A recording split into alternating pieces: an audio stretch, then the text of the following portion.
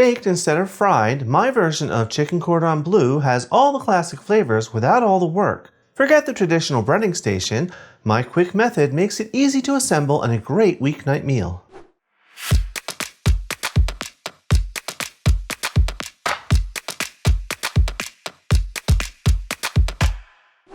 Hi everyone, welcome to today's episode of Let's Celebrate TV. I'm your host, Peter Lee. Today, our celebration is all about a recipe that's been requested a few times from some of my viewers. We're making a baked chicken cordon bleu. So let's get started. Now, this is a baked version. Traditionally, it's fried, but this skips that step and it skips the traditional breading station for a much faster method.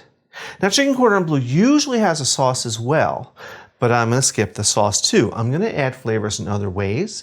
And when you have the sauce on it, when restaurants do it, they have this chicken, this beautiful fried chicken, and then they dump sauce all over it. It gets all soggy, and it's a great way to cover up overcooked chicken, but my way is better. We're going to start with some boneless, skinless chicken breasts. We're going to use 4. I have some I've already done, but I want to show you how to butterfly and how easy it is. So here's my chicken breast. I have it flat on my board.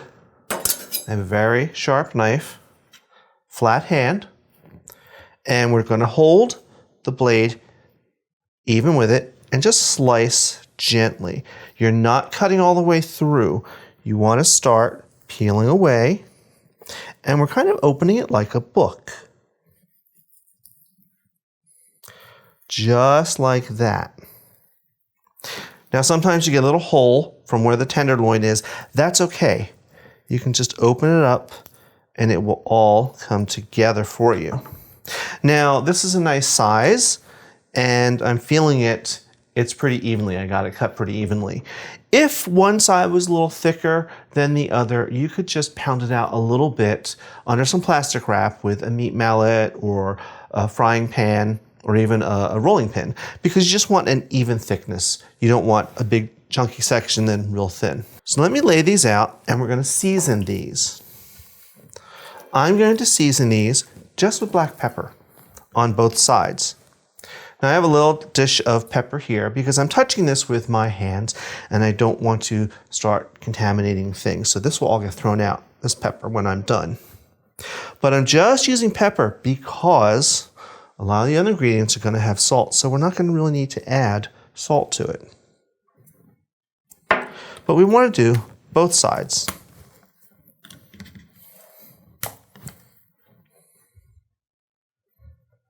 Pretty simple.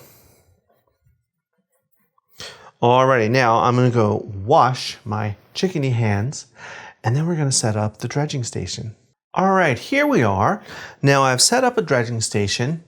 This is not your normal traditional dredging station that would use flour, eggs, and breadcrumbs.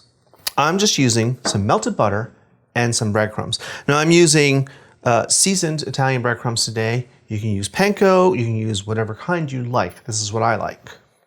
So we're going to start with our chicken, and I'm going to take this outside part and I'm going to just lay this one side in the butter like that. And pick it up and let the excess drain off. And we're just going to put this side into the breadcrumbs. Now, we're going to add a little more flavor to this. I have here some whole grain mustard. You can use Dijon, you can use spicy brown. I like the whole grain because it gives a little texture and an extra little pop. And I'm just going to put some on. Maybe a tablespoon or so. Kind of spread it out. You can maybe use a pastry brush if you like to spread it out a little more evenly. But we want to pretty much coat the whole inside with this mustard. Just like that. Now this is why we're not making any type of sauce, because I'm adding all this flavor inside. And as I said earlier, mustard has salt. The ham and cheese have salt. The breadcrumbs have salt. So that's why I did not add any. I just used pepper. All right, Swiss cheese is next. I have some ham and cheese here.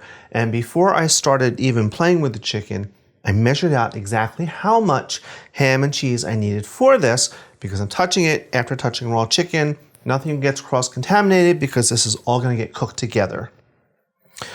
I'm going to put a piece of cheese down just on this one side. And it's okay if it overlaps a little bit. It's fine.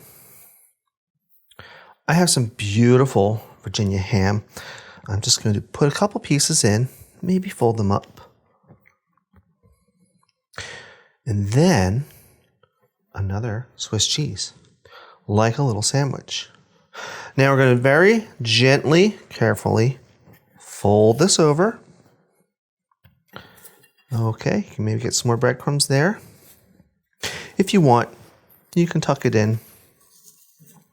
And we're going to put this on our board, on our tray rather. I have a baking dish with a rack.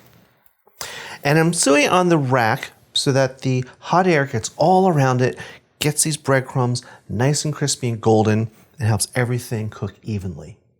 So I'm going to do the rest of these.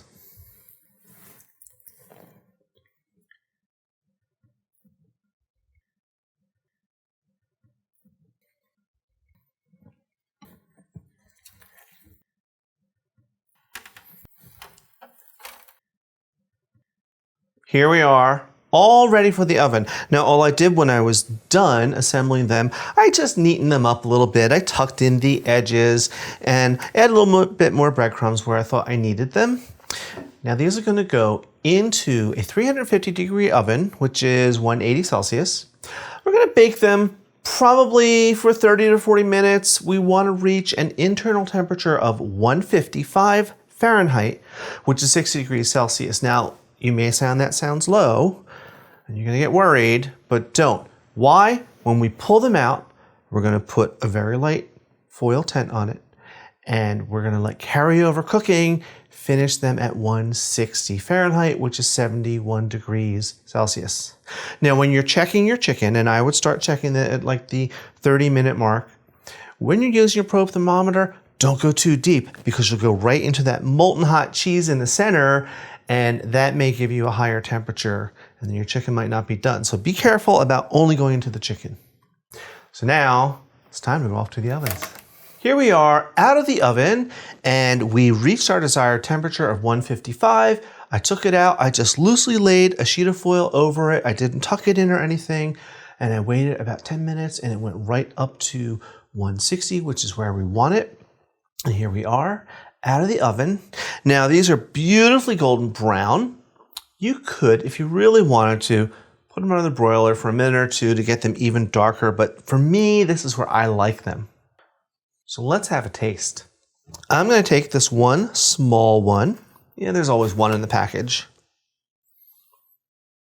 Don't worry if you get a little cheese stuck to the grate afterwards.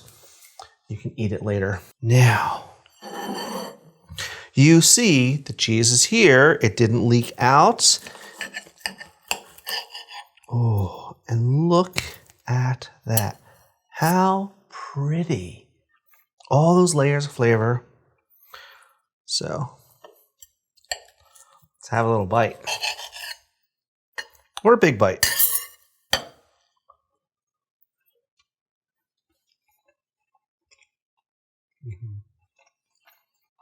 The chicken's moist and tender. There's that little crunch from the breadcrumbs on the outside. It's buttery. But then inside, the mustard and the ham and cheese are all coming together. And it's this wonderful explosion of flavor, especially that whole grain mustard. It really pops in your mouth. Wow, is that good. All right, as always, we will see you on Tuesdays for our regular episodes, Fridays for Basic Skills or Cocktail Fridays, and every other Sunday for our live stream. Now, I'm going to go and enjoy this lovely chicken and some wine for my dinner. While I do that, I want you to watch some of these episodes over here. Until next time, cheers.